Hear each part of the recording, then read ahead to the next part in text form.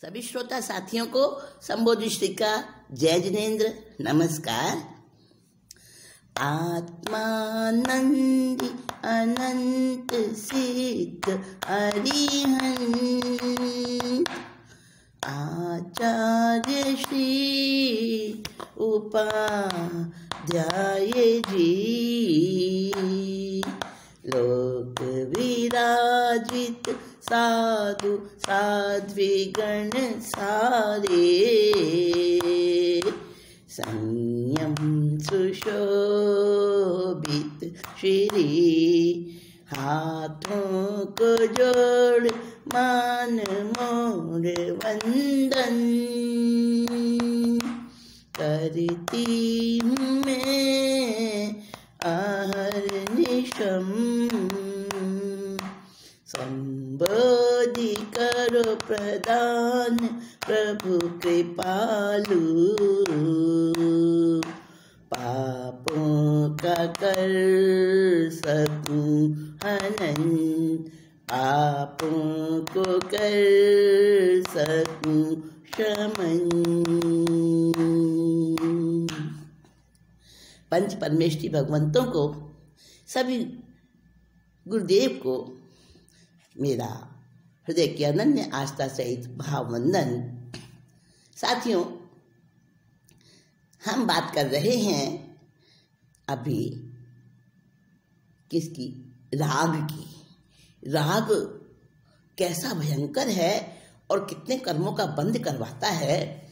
जिस पर राग होता है वह भी साथी बनता है कर्म बंधन में, और जो राग करता है वह भी उतना ही अपराधी है। हाँ, तो बात चल रही थी हमारी देवदत्ता की।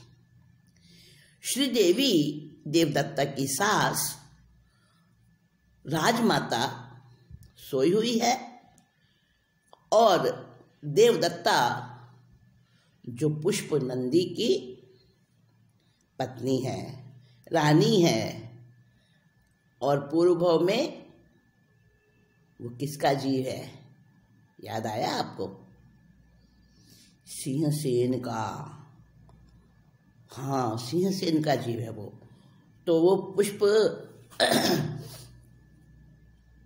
पुष्प नंदी की पत्नी देवदत्ता रानी महारानी वो अपनी सास से जलती है क्योंकि उसका पति पुष्प नंदी अपनी माँ का भक्त है और उसका एक मुश्त प्यार पाने के लिए, एक मुश्त उसका सब अधिकार प्राप्त करने के लिए श्रीदेवी जो है जेलेसी करती है, ईर्ष्या करती है अपनी सास से। और एक दिन उसे मौका मिल गया। सास श्रीदेवी राजमाता सोई हुई थी और आसपास में कोई दास दासी भी नहीं थे। बस देवदत्ता ने सोचा कि इस मौके का मैं फायदा उठाऊंगी, इस मौके को नहीं गंवाना है मुझे। क्या किया उसने? बड़ा भयंकर एक योजना बनाई, एक षड्यंत्र साजिश अपने मन में बनाई, कल्पना की, और उसे उसने सत्य भी कर दिया। हाँ, कैसे किया उसने? देवदत्ता ने, जो देवदत्ता महारानी थी, उसने क्या किया हम सुनते हैं अभी।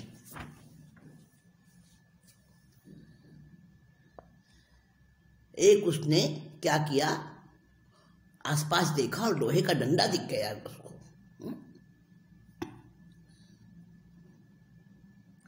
डंडा लिया लोहे का, तपाया लाल लाल उसको। खुद महारानी होते हुए उसने खुद एक काम किया। क्या किया? एक लोहे का डंडा मिल गया, उसे उठाया और लाल तपा लिया उसको अग्नि में। डंडा लिया लोहे का, तपाया लाल लाल उसको।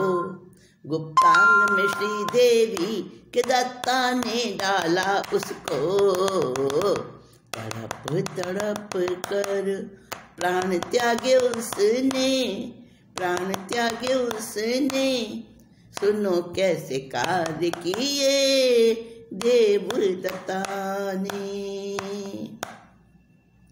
भागी दत्ता अपने महलों में जा बैठी, मन में वो फूल रही मेरी गोटी फिट बैठी।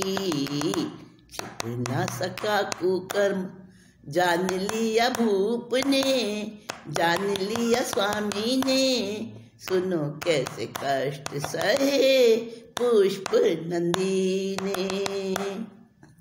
देवदत्ता ने अपनी सास को मार डाला। बड़े तड़प तड़प कर उसने अपने प्राण छोड़े और वो खुश होती रही। फिर भागकर अपने महलों में चुपचाप से जाके बैठ गई कि किसी को पता नहीं चला, कोई नहीं जान सका, और मैंने ख़त्म कर दिया अपनी उस राइवल को, अपने उस प्रतिद्वंदी को, अपनी उस दुश्मन को जो मेरे सारे सुखों को समाप्त कर रही थी, उसको मैंने ख़त्म कर दिया। मन में बड़ी फूल रही, बड़ी खुश हो रही, लेकिन आखिरकार राजमाता की हत्या हुई थी। इतना बड़ा अकार्य हुआ था महलों में, कैसे छिपता उसका भी पता चल गया। कुछ समय लगा लेकिन सच्चाई सामने आ गई। जान गया पुष्पनंदी जान गया कि मेरी प्राण प्रिया देवदत्ता ने मेरी प्यारी माँ को मार डाला है, और ऐसी कुमौत से मारा है, बुरी तरह से तड़पा के मारा है। बहुत गुस्सा आया उसको, बहुत गुस्सा आया। माता के लाडले को माँ का वियोग खलता, दत्ता के ऊपर तो फुहारे जहरी उगलता। प्राण लिए माता के इसी प्राण प्रिया ने, इसी प्राण प्रिया ने, सुनो कैसे कष्ट सहे पुष्प नंदी ने। दोस्तों, जिस पर इंसान का राग होता है ना, राग जिस पर होता है, स्नेह जिस पर होता है, उसी पर ही ज्यादा गुस्सा आता है। और उसकी थोड़ी सी भी बेवफाई, उसकी थोड़ी सी भी गलत हरकत बहुत ज्यादा कष्ट देती है। देवदत्ता ने, उसने तो गलत काम किया ही था, और जो गलत काम करता है ना, अपराध करता है, वो भी अंदर अंदर अशांत रहता है, डरता है, कर तो देता है, लेकिन बाद में बहुत पछताता है। पर वो किया हुआ तो बदलता नहीं ना। जो बो दिया बबूल का पेड़, जहर का पेड़, वो अपना फल तो देगा। तो वही होता है। देवदत्ता ने भी कर दिया गुस्से में, अपनी सास के प्राण ले लिए। उसने सोचा कोई मुझे देख नहीं रहा, कोई जानेगा नहीं, और ये खत्म हो जाएगी, मेरे सारे सुख स्वतंत्र रूप से मैं भोगूंगी। कर तो दिया उसने ऐसा हत्या का जघन्य कार्य, लेकिन वो छुप नहीं सका। उसके पति राजा पुष्पनंदी को पता चल गया, और माँ का बड़ा भक्त था वो, लाडला था माँ का। हर समय माँ का प्यार उस पर बरसता था, लेकिन अब माँ नहीं थी। हर समय उसको माँ की याद आती, बड़ा दुखी होता, बड़ा दुखी होता, और उसको गुस्सा आता, दांत पीसता, मेरी ये प्यारी रानी देवदत्ता, इसी ने मेरी माँ के प्राण लिए हैं। और रात दिन वो बड़े नरक की यात्रा सहता। आखिरकार उसने सोचा, जो भी अपराध करता है, राजा का काम होता है उसको दंड देना। मैं राजा भी हूं, मैं इसका पति भी हूं, और उस माँ का बेटा भी हूं जिसकी हत्या हुई है। तो मेरा क्या फर्ज बनता है, मैं दूध का दूध, पानी का पानी, यानी इंसाफ करूं, और जिसका अपराध है उसको दंड मिले। लेकिन बार बार पत्नी का प्यार, पत्नी का राग आड़े आ जाता। ये बड़ी प्यारी थी उसको देवदत्ता, पर आखिर माँ का जो प्यार होता है वो बड़ा सात्विक होता है, और पत्नी का जो प्यार होता है उसमें वासना मिश्रित होती है।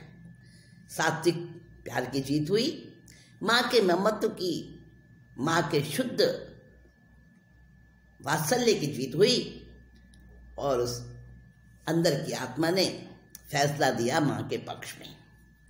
नहीं, मेरी माँ की जघन्य हत्या हुई है, और हत्या की है देवदत्ता ने, इसलिए चाहे कितनी भी मेरी प्यारी है, चाहे कितना भी मुझे राग है इस पर, चाहे मुझे इसके बिना सुख नहीं मिलता है, ये मुझे सुख भी देती है, मेरा ध्यान भी रखती है, मुझे बहुत प्रिय है, लेकिन फिर भी इसको दंड अवश्य दूंगा। दंड मिलना चाहिए, यही इंसाफ की आवाज़ है। और अंदर की आत्मा की ये पुकार उसकी बार बार उसको सताती थी कि नहीं, इंसाफ यही कहता है। आखिरकार निर्णय कर लिया उसने, जल्लाद बुला करके कटाए नाक कान उसके। किसके? महारानी देवदत्ता के। जल्लाद बुला करके कटाए नाक कान उसके, मिर्ची अंगों में भरी छेदन करवा करके, आज ही शूली चढ़े हुक्म दिया उसने, हुक्म पुष्प नंदी ने, सुनो कैसे कष्ट पाए पुष्प नंदी ने।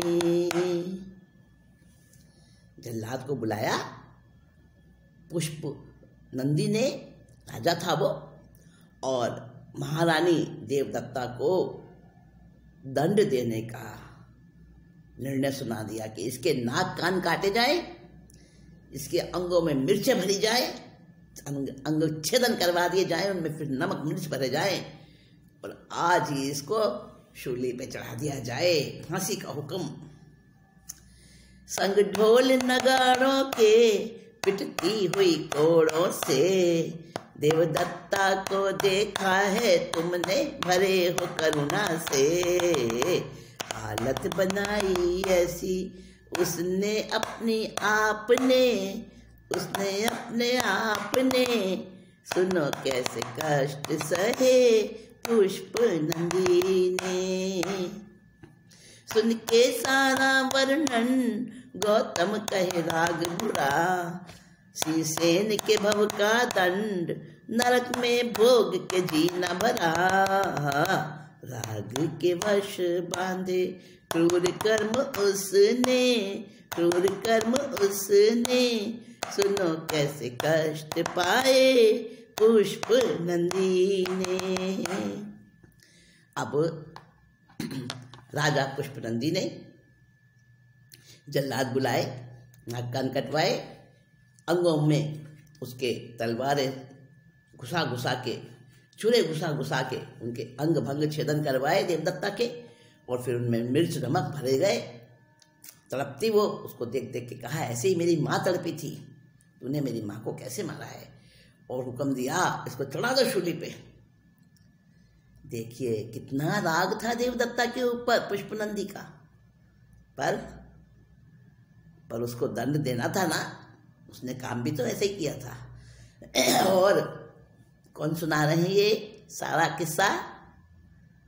भगवान महावीर स्वामी इंद्रवती गौतम से सुना रहे हैं, और कहा कि तुमने आज जिस स्त्री को देखा है ना, नव यौवना सुंदर, और तुमने देखा ढोल नगाड़ों के साथ पिटती हुई जा रही है, वो कोड़ों से मार पड़ रही है उस पर, और वो शूली चढ़ने जा रही है, तो बोलो किसी ने उसको नहीं ऐसे किया, अपनी हालत उसने खुद ऐसी बनाई है। अब गौतम स्वामी ने सारी बात सुनी, कहने लगे, अरे ये राग तो बड़ा बुरा है भगवान, बहुत खराब है ये राग, इस राग को हटाना चाहिए। देखो ना, सिंहसेन के भव में उसने अपनी श्यामा रानी से राग किया, और बाकी रानियों के साथ उसका द्वेष था, तो उस राग की वजह से उसने रानियों के 499 जो रानियां थी उनको और बाकी सारे परिवार को, उन रानियों के परिवारों को जला के, जिंदा जला के मार डाला। ऐसा राग का उन्हें फल भोगा। और नरक में गया, छठी नरक में 22 सागरोपम तक उसने भोगा, दुख सहा नरक का, फिर भी उसका जी नहीं भरा। फिर यहाँ पर पुष्पनंदी बन के भी वापस उसने कर्म बांध लिए, फिर से राग किया। तो भगवान बहुत बुरा राग है, मैं तो इससे घबरा गया हूँ सुन के। अब भविष्य बताओ मुझे, इसका आगे क्या होगा, देवदत्ता क्या करेगी आगे? भविष्य कहो भन्ते देवदत्ता का आगे, बतलाते वीर जिनंद जाए रत्न प्रभा मर के। अनेकों जन्म लेगी नरक तेरे अंच में, नरक तेरे अंच में, सुनो कैसे कष्ट पाए पुष्प नंदी ने। कई काल चक्र बीतेंगे उसको यों भ्रमण करते, संचित पापों का फल वो भोगेगी रो रो करके। श्रीधर सेठ का फिर पुत्र बन के जन्मे, पुत्र बन के जन्मे, सुनो कैसे कष्ट पाए पुष्प नंदी ने। और भगवान से गौतम स्वामी बैठ कहने लगे, भगवान इसका भविष्य बता दो मुझे, भविष्य बताओ मुझे, इसका आगे क्या होगा इस देवदत्ता का। तो भगवान महावीर ने अपने केवल ज्ञान के आलोक में देखा और बताया, हे गौतम सुनो, ये अभी तो पहली नरक में जाएगी, मरने के बाद शूली चढ़ जाएगी आज, और आज इसकी मौत होके और इसकी आत्मा जो है पहली नरक में जाके उत्पन्न होगी, वहाँ दुख भोगेगी कितने सागरोपम तक।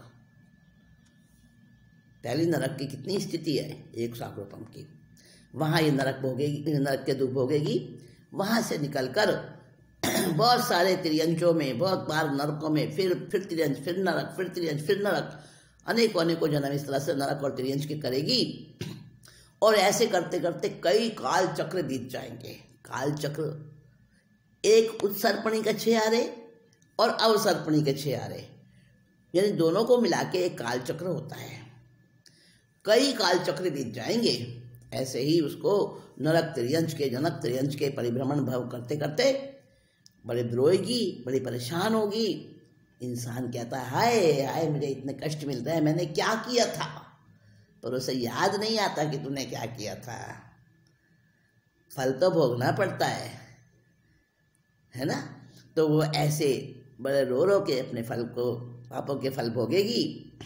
बहुत काल चक्र बीतने के बाद फिर उसके जब कर्म थोड़े हल्के पड़ेंगे, भोगने के बाद कुछ कर्म हल्के पड़ेंगे, तो फिर क्या, श्रीधर नाम का सेठ उसका पुत्र बनेगी। वो कहाँ होगा श्रीधर सेठ, कहाँ जन्म होगा वापस इस आत्मा का? हाँ गौतम बताता हूँ, सुनो। नगरी तो यही होगी, गुण भाव अलग होंगे, उस सेठ के बेटे के फिर पुण्य उदय होंगे। लेके वो संयम जाए पहले स्वर्ग में, स्वधर्म लोक में, सुनो कैसे कष्ट पाए पुष्प नंदी ने।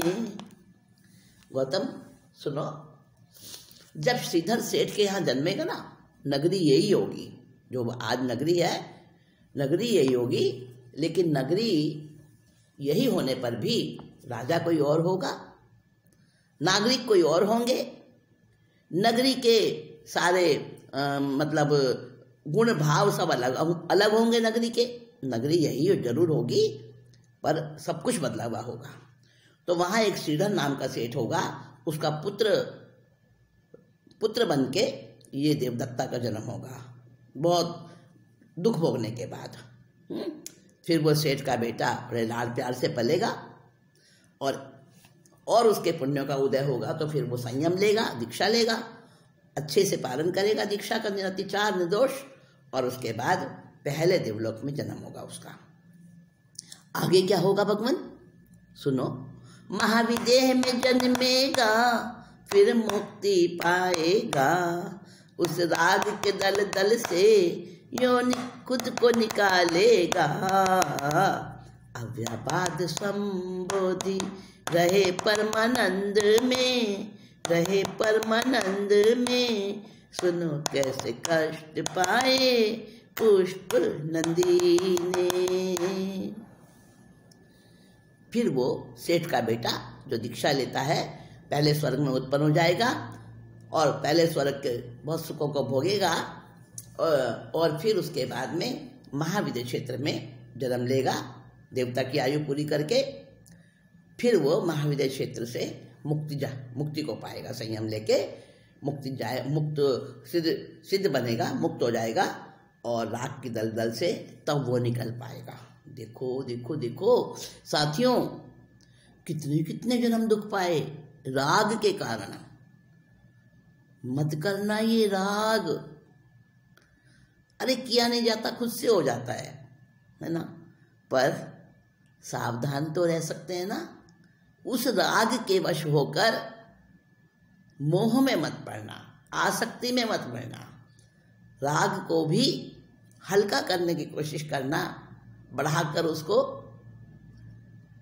आसक्ति के लेवल तक मत ले जाना।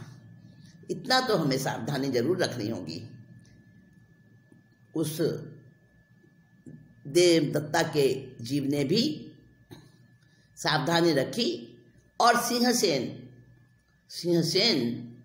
जो कि देवदत्ता का पति, उसने भी बहुत कष्ट सहे। पत्नी को तो मरवा दिया उसने, सूली पर चढ़वा दिया, पर जीवन उसका भी बहुत कष्टों में रहा। परेशान रहता था हरदम, क्योंकि एक पत्नी व्रतधारी था, दूसरी शादी भी नहीं कराई। राजा होने के बावजूद भी वो दुख पाता रहा। कर्तव्य तो पूरे किए राजा के उसने, और मर के वो भी रुलता रहा काफ़ी समय तक, भवभ्रमण करता रहा और फिर उसने भी पाई मुक्ति, लेकिन समय लगा। राग की वजह से उस पुष्प नंदी ने भी दुख पाया और पुष्प नंदी के पूर्व भव में वहाँ भी दुख पाया राग की वजह से।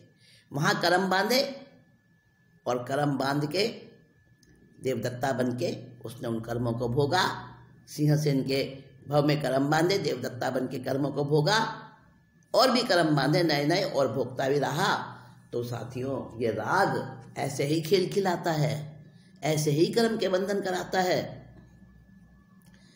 भविक जनों चिंतन करो, भाविक जनों चिंतन करो, राग महा दुखदाई, वैराग्य कुठार लेकर छेदो, यही युक्ति ज्ञानी बताई।